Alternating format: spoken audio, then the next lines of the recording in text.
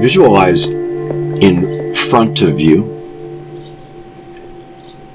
everyone, animals, people who have passed. And starting with those with whom you are most connected. And imagine yourself as purifying white rainbow manifestation, light energy from your heart, representing the knowledge and wisdom and compassion of all Buddhas, emanating to the people, animals who have passed. As we recite the mantra, this is the manifestation.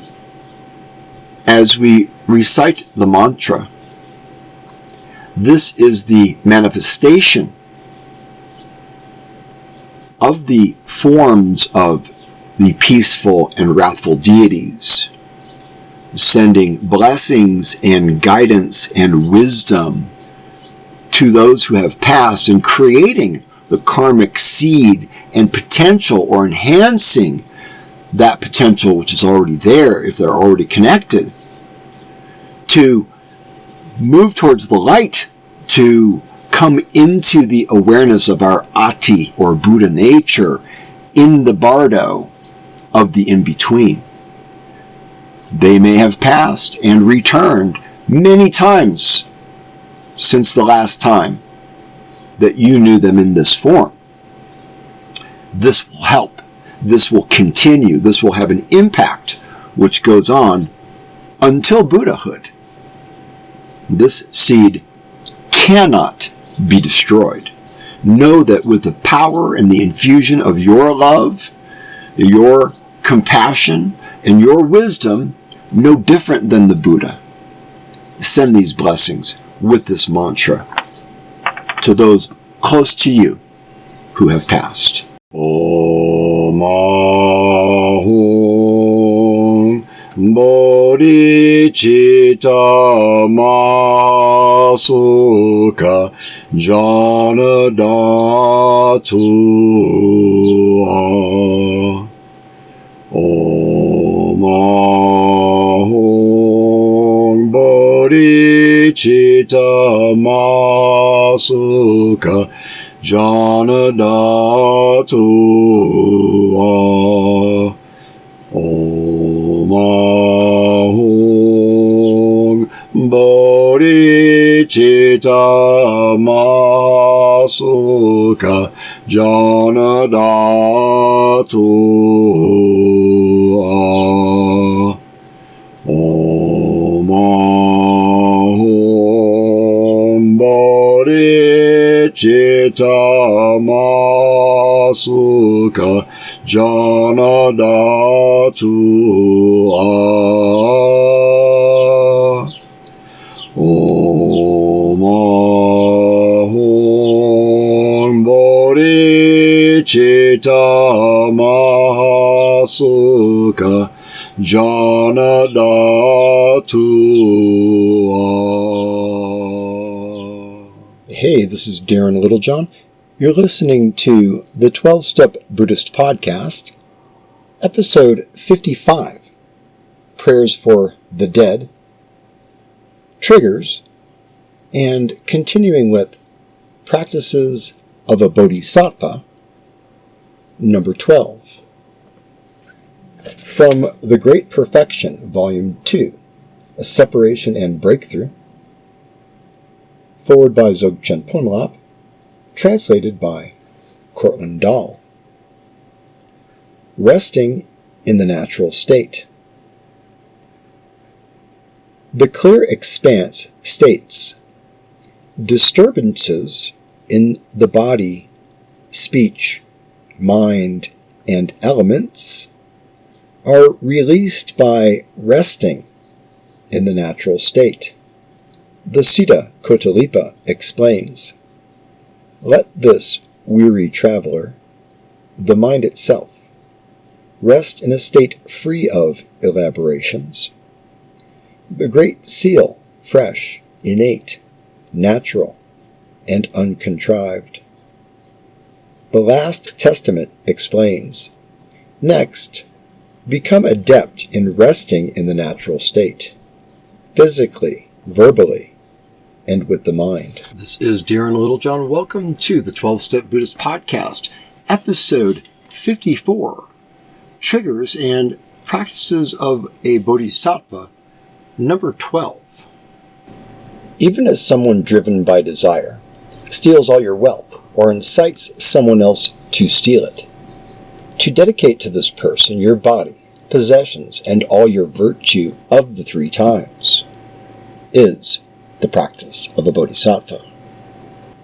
So we have the returning common theme in the bodhisattva framework and spectrum, wherein we're asked to abandon self, again, completely. The one thing the addict holds on to is the sense of self. In that respect, we're no different than any other conscious being. This one, for me, it's easier to just visualize. When I worry about what if someone takes something from me, what if someone takes, everything? What if something takes everything? What if the wind, the hurricane, the forest fire? Anything is possible, but what if? When I think of this way, to turn to the Bodhisattva path is to abandon it completely, even if it's not to a person, if it's, say, to the elements, to the weather, to the earth, however you conceive that, it's still ultimately, at the bottom line, total abandonment of self, total abandonment of attachment, completely the opposite of addiction. Well, the mere thought of it makes me shudder. I mean, that's really, it's kind of like a core PTSD reaction. What if I lose everything? Well, what is really the essential of that? What if I lose ultimately my life? The fear of death. This section asks us to dedicate to this person, the thief, the burglar, the Putin.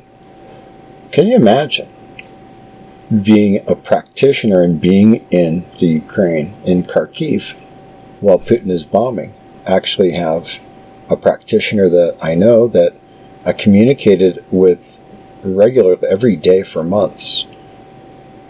Her mother had a stroke. She couldn't leave. Her mother was 80. And she was doing chit practice with us live. That's, the practice where we let go of the body completely, offering it to all beings, bad ones, good ones, etc. So to dedicate to this person, this thief, your body, possessions, and all your virtue, everything that you've accumulated, everything that you will accumulate, abandon it all. There's no other word. There's no word clearer or more efficient than absolutely. Let go absolutely. Abandon yourself completely to your understanding, to your level of capacity. So we can visualize just any old person, though, any old knucklehead that we've got some troubles with, who's taken our time, who's taken our attention, taken our emotional space, the energy vampires sucking the life out of us. You can really just apply the principle in many different ways, just to understand the essential principle of it is anybody who's bugging you, really, they're taking something. Anybody who you feel, or any moment that you feel, or any fear. This practice, I can't think of much that it wouldn't apply to simply, turn and offer it. Just turn and offer it. abandon, let go completely. And the visualization, if that's, the earlier stage of it, the visualization is just there. Just picture it, picture it as detailed as you can. If you have trouble with visualization, then feel free to draw it or paint it or something, work with your therapist on other ways of accessing that. So the what have you and the nonsense that gets in the way of, our ability to do this, right? So it's one thing to say, well, I'm doing the practice of a bodhisattva. And it's another thing completely when we have ACEs, we have adverse childhood experiences. As I'm about to read from Compassionate Recovery, we have kind of a setup. Really, it's not a setup for success. So when we're in the midst of all this kind of stuff, and this experience, and this high emotional intensity or this arousal, and we talk about this in the book here, the window of tolerance and our nervous system and how that works and so forth, how that works on the deepest level. But the thing that we can really relate to as kind of initiating these types of spaces that make it difficult for us to practice compassion, to practice the way of life of recovery, of abandoning our self-interests and focusing on others. The practice of compassion is the practice of bodhisattva. Triggers get in the way. So I'm just going to read from Compassionate Recovery. Triggers. If you're triggered, don't be discouraged. There are healing tools that allow us to connect and embody our experience of life, rather than frantically pursue ways to disconnect. We get down to the core of it with the practices outlined here. There's a lot of solution to be had if we're really interested in healing. Because of this, we can experience conscious or unconscious triggers in as little as 1/8 second that switch on a trauma response from the past. Might make little or no sense because there's nothing in front of us causing that kind of feeling. Yet we feel it. It might be a love song, the sweet smell of summer, a flash of sunlight off the water, or the feeling of fabric on the back of our neck can overwhelm our brain in what's called an allostatic overload. Footnote 38, see Chapter 5.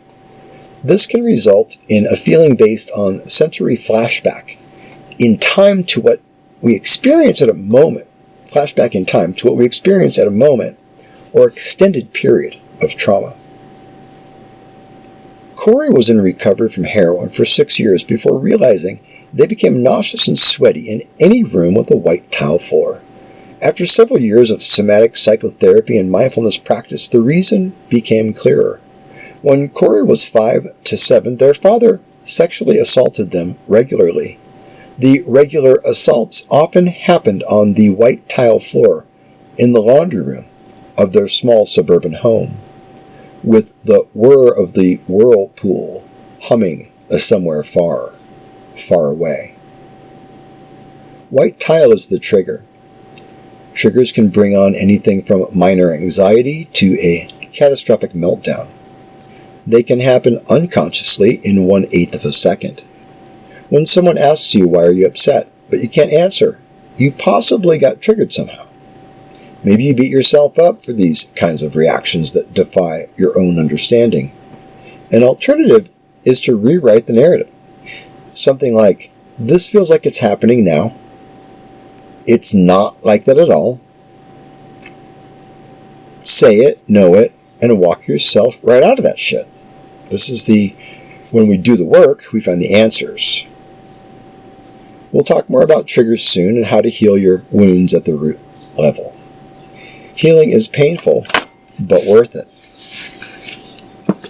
I just think that it's a requirement to have conscious awareness of all this. Everything that I've written in Compassionate Recovery extends from the 12-step Buddhist, which extends from several decades of recovery and therapy and spiritual seeking. So this to me is what makes sense to understand myself. How do I get triggered? What is a trigger? We go into depth and what that looks like in the brain and so forth. And these practices that we do here, say in this podcast, These are practices that I do. This is how I deal with what I just read. The practices here are a little deeper and more esoteric and Buddhist because this is the 12-Step Buddhist podcast. It isn't divorced from or even separate from, really, the essential principles of the Dharma. It's just not packaged in a way that's going to get in the way of anyone's understanding. Right. We're just helping people understand it more clearly in terms of, what's the benefit of mindfulness, compassion, and so forth in terms of our specific physical experience as well as our emotional life, spiritual life, recovery, everything along those lines.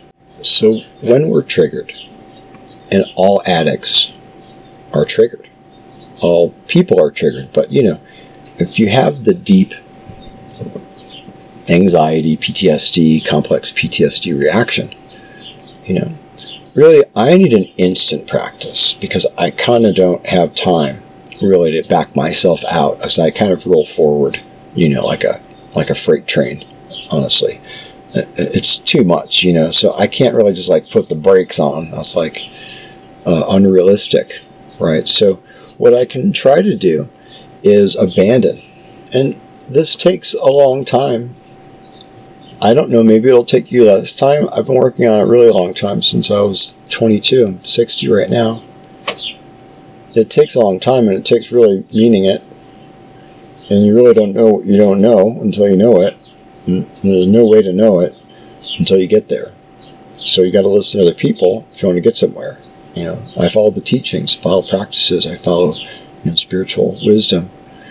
Try to understand, but let's apply the knowledge that we have in science today, shall we? Here's what we have. And it's very clear. So putting it into just framing our practice in the context of recovery, in the context of trauma, in the context of triggers, it gives our practice meaning. And when we make meaning, the things make sense. And when things make sense to us, we can share with others. When we share with others, we lose our alienation. And we know this is at the core of our suffering, the sense of separateness. Everything that we do, even from the beginning, this idea to turn over our wealth or our pennies or our feelings or something that someone's taking, like this isn't this idea to be a sick, codependent sucker, like caught in a toxic shame spiral where you're the member of either a cult of one or a cult of a family or a bigger cult of some kind, of a bigger level, right? This isn't about turning your will over like that, okay? This is about agency and having some sense of it in ourselves, which to me wasn't really taught in recovery up till I'm trying to teach it to myself, right? But it's a turning over of an informed nature. It's a turning over or a letting go or an abandoning or an offering or an intentional act with a specific purpose. It's not as some kind of trigger response where we don't know what we're doing and we're in toxic shame. So don't confuse the two, please, all right? If you're triggered by that, work that out in therapy because that's something you got to work on. That's a knot. I could never get past that. I did get past it. We'll talk more about that later. But the main premise that we're dealing with is always basically letting go of self. And we just talk about it from different angles. The 37 practices of the Bodhisattva give us many ways to understand it and to practice it and to integrate it. And if we try to integrate these into our life, then we evolve and develop over time. We don't get triggered as much. We don't get triggered as often. Our responses to triggers aren't as intense. But if you're, saying, well, I've done the steps and I still feel that way, well, that's why I write the books I write. That's why other people, that's why Tommy Rosen does 2.0. That's why Noah does all his. Everybody, Jamie Merrick has her books on trauma and recovery. So there's a reason for this, right? Because it's necessary and it's needed, So if you have, your sobriety and so forth, and you're still experiencing this, I just talked to someone who's in their third decade of sobriety, said they're experiencing this kind of stuff. It's because it's still there. And there's a way to understand it, approach it, and deal with it And that's what we're trying to do with all of this stuff. If we understand the Bodhisattva practice in the context of compassionate recovery, our triggers, and the spiritual solution, or say even without a spiritual nature, just a simple pure abandonment solution. Not an abandonment into nihilism, different story, different rabbit hole. Maybe we can talk about that at some point. Hey, you want a free audiobook? The third email that I get at info@compassionaterecovery.us will get a promo code for a free audiobook of Compassionate Recovery, Mindful Healing for Trauma and Addictions. The website is compassionaterecovery.us. This book is available in audio, Kindle, hardback, trade paperback in 2 sizes. And I'm working on the Compassionate Recovery Guide follow-up series. So each of these books will focus on a topic from within the spectrum of what we covered, or maybe something tangentially related and so forth. But it will be relevant and something we didn't have time for. Compassionate Recovery covered a lot in 440 pages, but we didn't have time to go really deep into everything that was really important.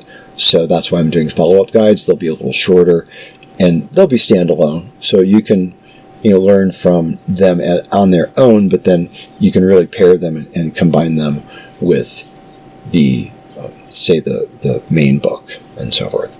Okay, well, I've really enjoyed doing the podcast weekly now. I haven't said I was going to do it to commit because I'm afraid of letting you down, but I'm really in the groove with this, and hopefully you'll tolerate some, have a little patience with me on some of the sound stuff until I get it wired in. Please do feel free to email me any kind of feedback. I wasn't as open to feedback earlier, say 10 years ago, but I'm open to feedback, hopefully more now. Anyways, you guys have an enjoyable one, and I really do want to wish you the deepest and the best and most joyous experience that is possibly available in your realm. Okay? Okay. Peace out and namaste.